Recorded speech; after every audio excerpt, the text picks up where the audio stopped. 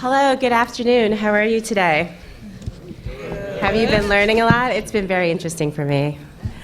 My name is Ingrid LaFleur. I'm the Director of Social Impact for the Detroit Blockchain Center. I am developing a social impact project that will help support mesh networks going up in Detroit because 40% of Detroiters do not have access to internet. And this is very much really speaks to the larger issue of the lack of digital literacy. And when we're thinking about global reparations and xenophobia, I think about our digital literacy. So I just came back from Lagos, and prior to that, I was in Accra with Tavana Evans. We were at the same conference, Black Tech Women Conference. I want to say that because it happens every year, and please look out for it and support it. It's really wonderful that there are like galvanizing women within the blockchain space. But there were a couple things that came about. First of all, I was definitely in Nigeria when all of the attacks were happening in South Africa. So I just want to say it is extremely heartbreaking and scary and frustrating that is happening on our continent, where I see myself, see it as a place of refuge.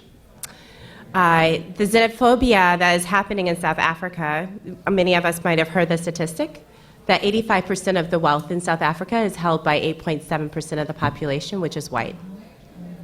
So the frustration that is being directed in the wrong space, in the wrong people, but at the same time, it should never be violent. We should be way more strategic about it. So currently, we have people who are literally fighting over scraps, are the lowest denominator, and fighting their brothers and sisters, and upholding these borders that were imposed upon them. So that has been the conversation that I was engaged in when I was in Lagos. And so how do we move around, like how do we get beyond that? So another conversation that I had when I went to a cyber chain in Lagos, cybersecurity and blockchain technology, was ultimately it comes down to we need more people working in the tech space. Because if we're going to be thinking about cryptocurrencies, if we're thinking about creating our own exchanges, if we're thinking about the many uses of blockchain technology, we need blockchain developers. We really don't have any. It is scarce in a place like Nigeria, where there's 22 million people in Lagos alone. And there's just not enough developers.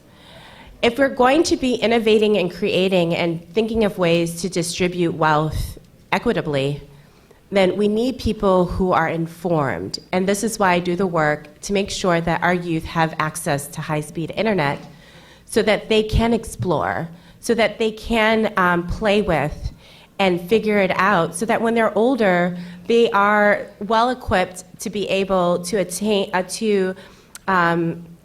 address some of the challenges within our communities using this really wonderful tech.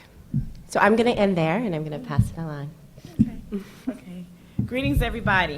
My name is Ama Nyamache. I'm an Akomfo, which is I'm a trained traditional healer in the Akan tradition. I am also born and raised in the U.S., definitely connecting to my culture, my identity on the continent as well.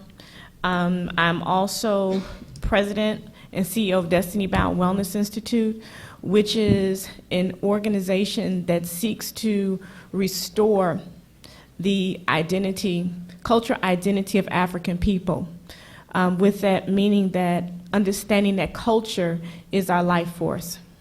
It is the air that we breathe, it's the food that we eat, it's the relationships that we form and cultivate, that without our culture, our mindset is lost.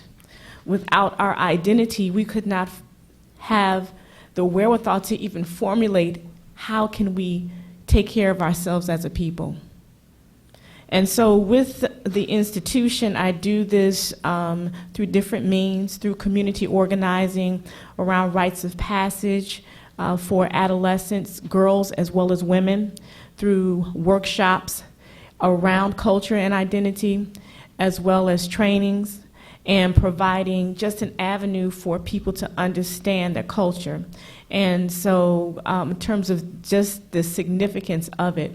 And we're talking about the issue around global reparations. I just wanted to share with you just quickly the 10 points from the National African American Reparations Commission in terms of the 10 points in their plan.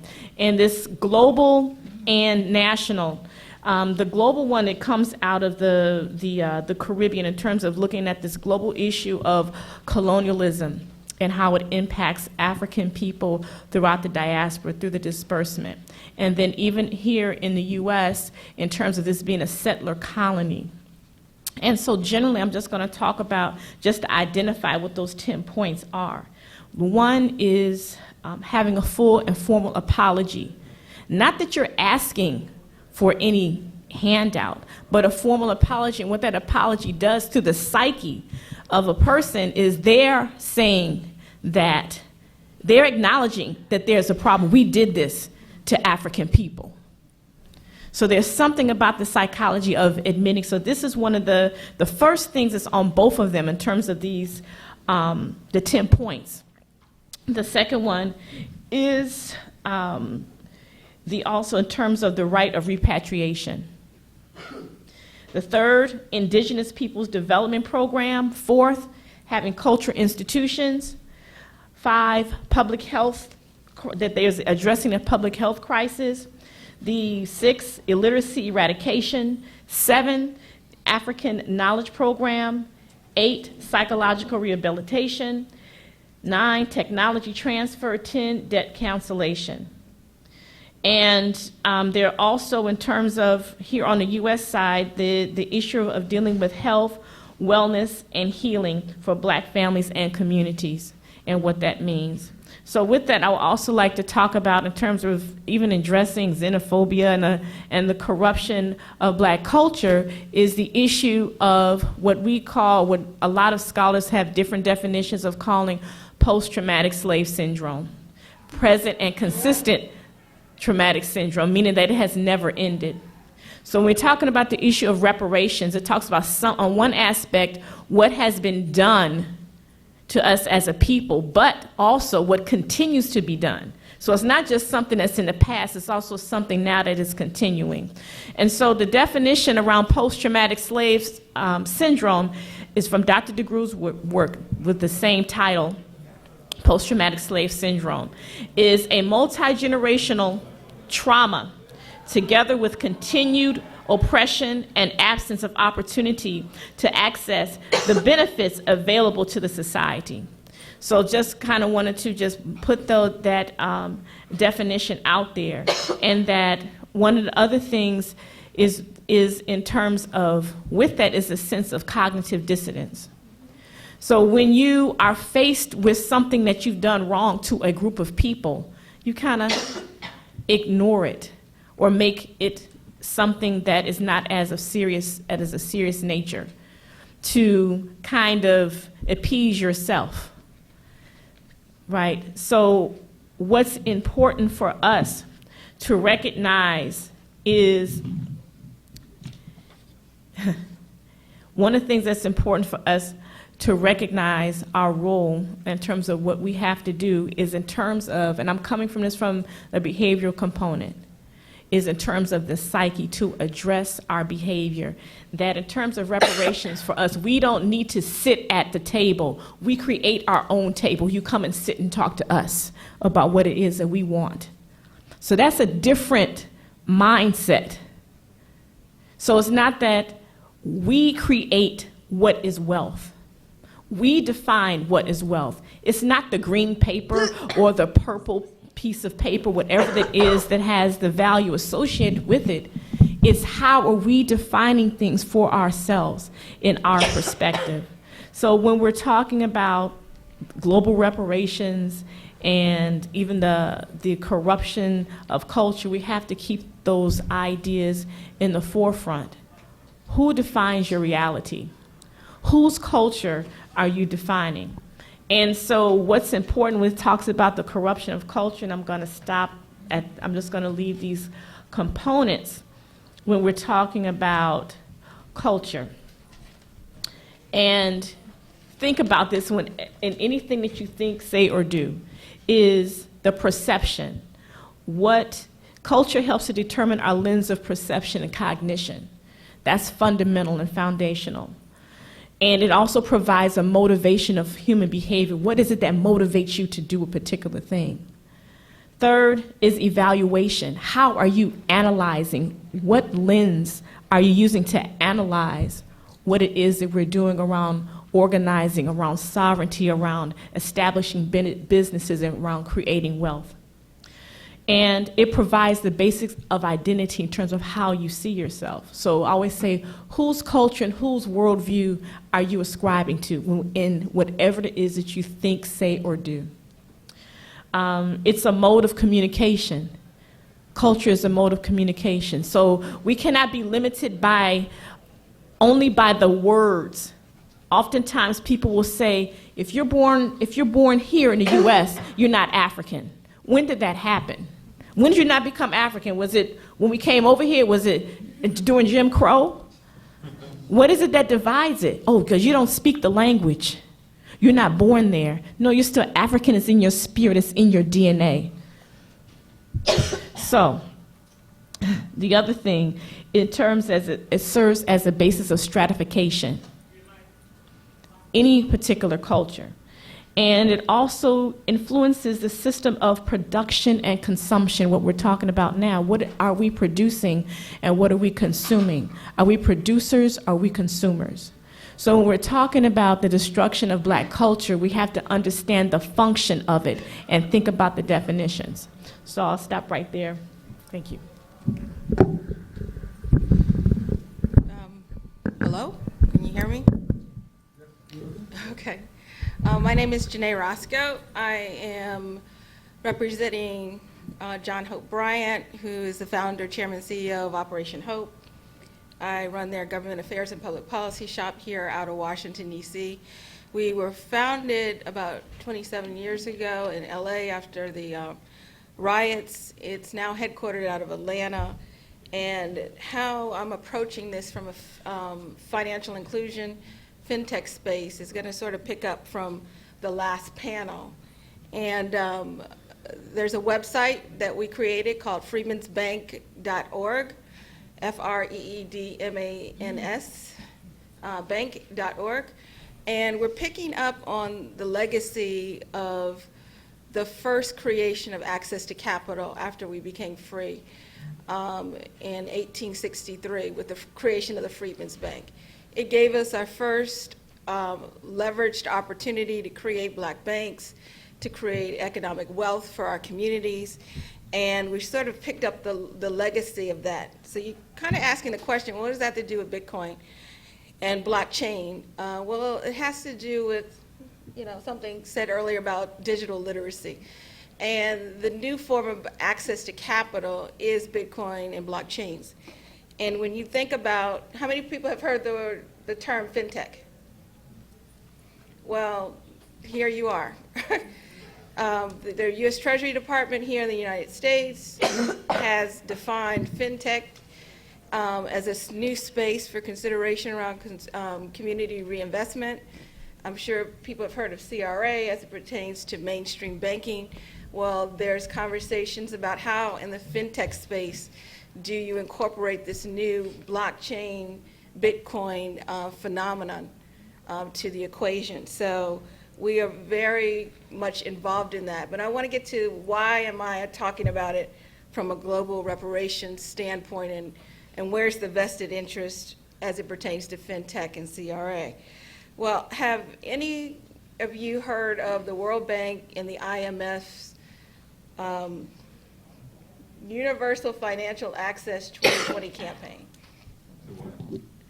It's called UFA, the Universal Financial Access 2020 campaign. And this is where I want to sort of pick up from the last panel. You've got about over 30 companies, most of them financial institutions, that made a campaign after some reports that Gallup and the World Bank and IMF provided that half of the billions of global citizens in this world are unbanked or underbanked and lack access to capital. Not just here in developed countries, but mainly in developing countries. And so with that said, you had about 30 some odd groups, most of them from the United States, a couple from Europe, and a lot of financial institutions from other developing countries. Well, that conversation started in 2011. In 2011, 1.2 billion people opened financial accounts through mobile apps. 1.7 billion started to open them by 2014. And in Africa, the sub-Saharan part of Africa, it's the global leader in money mobile transaction accounts. And that is how sub-Saharan Africa is inventing itself into the access to capital space. It ties into the last conversation because there are two major U.S. companies that have invested in the campaign. Has anyone heard of Visa or MasterCard? Well, Visa and MasterCard created a Bitcoin currency, and they tied it in with a company called Paxful. They are tying in, has anyone heard of the One Vanilla card, gift card? Well, that's their Bitcoin they're using in sub-Saharan Africa. They've converted the One Vanilla gift card into a Bitcoin. And to sort of build on the conversations about JP Morgan Chase and Wells Fargo and hearing about Bank of America buying all of these patents, well, MasterCard and Visa was part of that equation. And what they did is took the Universal Financial Access Campaign, looking to convert people into access to capital accounts, and leveraged the phenomena that if sub-Saharan Africa, they weren't really feeling traditional banking the same way we do it in developing countries. They found the money, mobile money transaction opportunity a win-win for them. And so Visa and MasterCard found a unique way to say, hey, we're going to catch on to this conversation too. And so when we are looking at ourselves as global citizens, and you hear about these global campaigns around helping people around financial inclusion and financial access to capital, I've been here pretty much from the beginning, and there have been some great conversations about education and financial literacy and digital literacy and the significance of all of that. And there is a large portion of our mainstream financial institutions getting into this campaign in the global sense of it. But if there are people of color who are creating Bitcoins and blockchain movements like we heard from Guap, then look to sub-Saharan Africa and their uniqueness around embracing mobile money as an opportunity to take our opportunity in America to help sub-Saharan Africa, as you said, we all are Africans. Mm-hmm. Why not find a way to connect what we're doing here with the interest of helping people in other countries gain access to capital through Bitcoin and the blockchain movement? Close to 10% of the GDP in sub-Saharan Africa comes through mobile marketing. That's a lot. It is beginning to take over from remittance. No, he's pointing to you. For the whole 10 panel? minutes for the whole panel? Okay. I guess We should probably, yeah. and then we need questions, right? Yeah. The final point I want to make about this is if we know that they're promoting financial inclusion, And we're trying to reach 1 billion people around the country, around the world. And sub-Saharan Africa is one of the largest areas on focus for that. That should be a focus for the Bitcoin, the blockchain summit initiative. Harambe, good evening. Happy New Year, Merry Christmas. I was just trying to see if you were paying attention. Happy Easter. I am just so happy to be at this conference, you know, seeing young people around me. I'm an old woman. Been out here for a few years. I'm a community organizer. I flew up from Gainesville, Florida, only because Sinclair Skinner never gives up. I told him I was tired. I didn't really want to come, but, you know, I wanted to be around him and around y'all to see if I could learn a few things. I used to live here. I lived here in D.C. for 30 years. Had a bookstore right on U Street, Sister Space and Books. And, you know, it was part of what was happening from 1982 until 2004 when I went back home. And like I said, right now I'm a community organizer and I'm missing my children. I show up at the bookstore, at the bus stop, 6:45, and leave at 7:15. And in between that little time, I teach them Black history. When I move back home, they want a CD level, CDF level, and now we have AB students because they feel good, they feel empowered because of the Black history. So what I'm trying to promote is, I don't know much about Bitcoin, but I'm learning, but I do know quite a bit about Black history. And so I'm encouraging you to, you know, always include Blackness in whatever you do, because it makes a big impact. Not just like what the sister said, psychologically. You know, when people apologize to us, that's one thing, but can we just hold on to our spirit without anybody apologizing to us? Because I don't need your apology, because I have enough self-esteem and I have enough Black history and I know what we're about. I know what we could have been if you hadn't enslaved us. And so, you know, when we take that back, we can make things happen. I'm not going to be long. I'm going to just say two more things. When you talk about xenophobia, you usually also find out that person who has xenophobia also has homophobia. When you talk about homophobia, you also find out they're also anti-woman, anti-feminist. How can you be a revolutionary if you're against everything? How can you really be serious about making progress when, you know, you don't have sisters on the panel? Because we always been balanced people. So, you know, when you have a panel discussion and it's all men, or if you go to, you know, some other conferences and all women, something is missing. So I just wanted to, you know, so I wanted to applaud the sister who was up here earlier who pointed that out.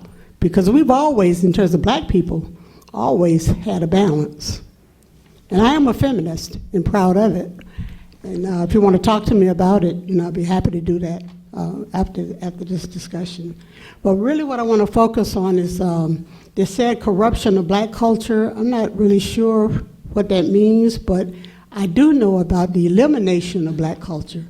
And I'm just going to talk about my bookstore, because when you get rid of the strongest people in the block, and we were the strongest, a Black woman feminist bookstore in Washington, D.C., 1994 to 2004, it became a community center. Quickly became a community center. This brother right here, he can testify to it. One of my customers. Then, you know, when they eliminated us, and it was an elimination, there was no corruption with Sister Space and Books. It's called gentrification. And once they got rid of us, they got rid of all the other people. And we kept telling people, if you don't rise up for us, you are next. Same thing happened. I know, I'm gonna, should I stop? I got two more points. Let me just say two more points and I'll just leave it. But we're going to have questions. Okay. This is an all-female panel. We're going to No, have questions. I can let it go. I can let it go. Go ahead, we can answer questions. I can Any let it go. questions? I mean, I don't know why I was put up here. I mean, Sinclair told me to get up here this morning. Like, you know. Yes, sir, what's your question? First, I'm Professor Oduno, I see. and I belong to the Black Women's Project. That's right. And the Nanny Helen Burroughs Project, and have done that my whole time in this city. If I had a question, I would like to ask, how do we connect the sustainability of family with what women do, what men do, what children do, from what we call the Negro Business League of 1901, 1902, that was when the women were involved, to what we're doing today. I'm really not asking a question. You probably should have had some people unpacking that, but what happened is, give Brother John on the West Coast, because we have, I think that we have to deal with how did women with families with children do what they did. And you see me with a button, not only with Nanny Helen Burroughs, that's not the individual, those are those women.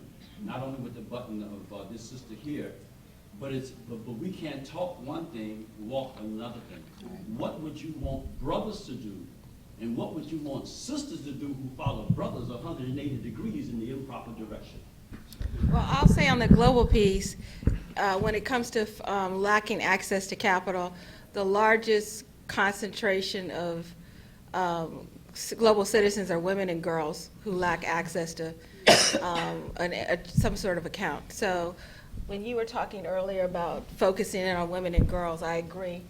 You know, on the financial inclusion space, there are plenty of organizations and institutions, and quite frankly, the way the financial literacy movement focuses in on women and girls and access to capital. I think the Bitcoin and BitChain community and society should come up with the same kind of initiative. GWAP, the African American woman who started that, I'm pretty sure she's going to focus on providing her product to women and girls, and so. Actually, majority of the master nodes are owned by women, and she really loves to focus on women and growing wealth for us. So that's really important. So if you want to support a movement, Guapcoin would be a great place to start.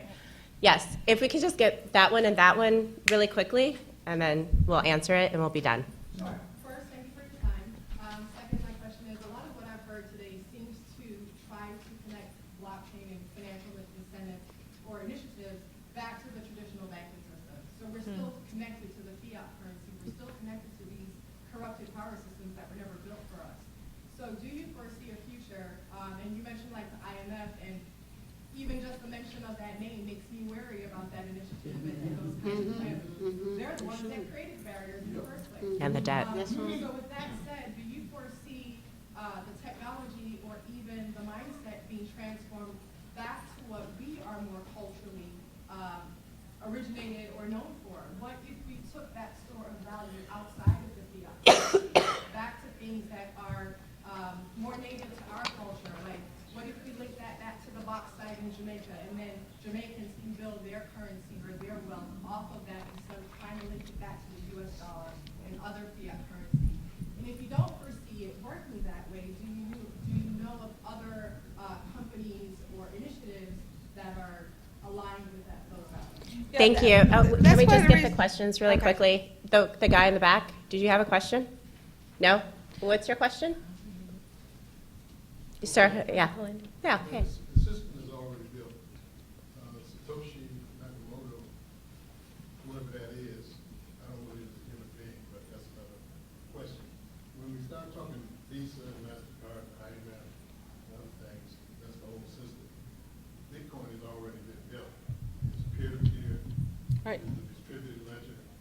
And the most disruptive part of Bitcoin is that it can be utilized peer-to-peer without permission Yep. of governments. Right. So the thing is to utilize Bitcoin Yeah. to hodl Bitcoin and use it among ourselves rather than trying to give the whole ballgame back to the same people that we've been fighting for 500 years.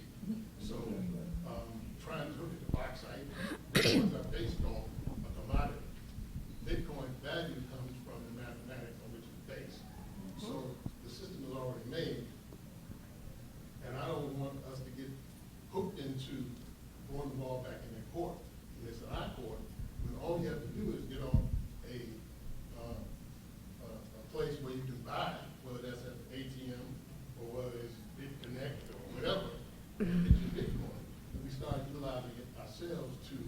build our wealth inside of Bitcoin. So what I'm saying is,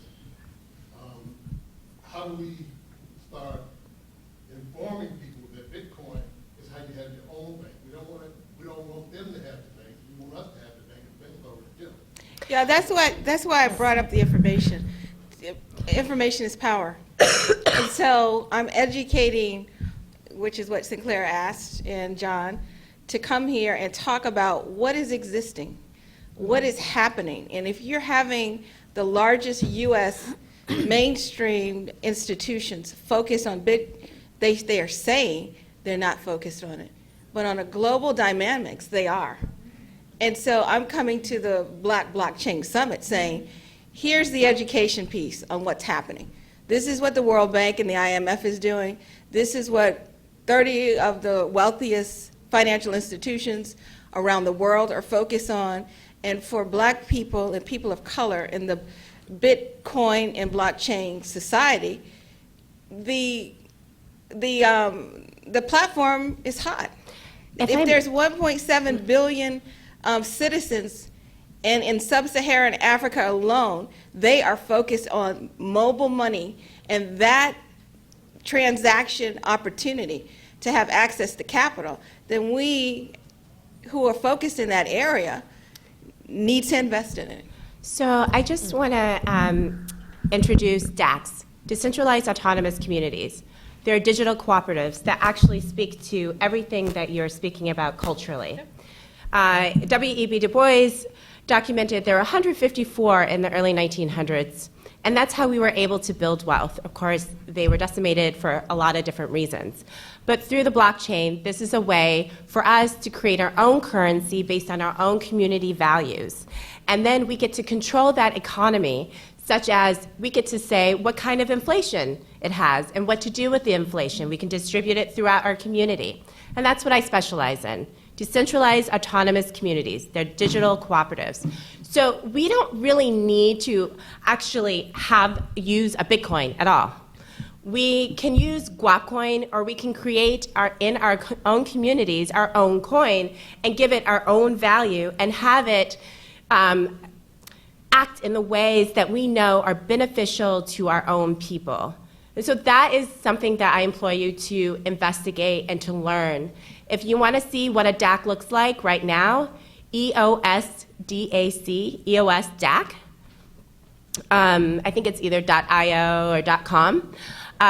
They are a DAC. You can see what it looks like. It's a membership. You get to vote for who is administering it. You get to see all the financials. It's super transparent. It's a really wonderful tool, DACs on the blockchain. So I think for the sister in the back, that's a good way to I hope I'm answering your question.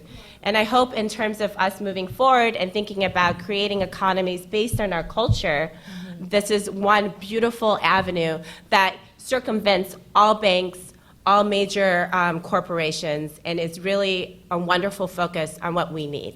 Thank you. Thank you very much. Wonderful panel. Can we give them a round of applause?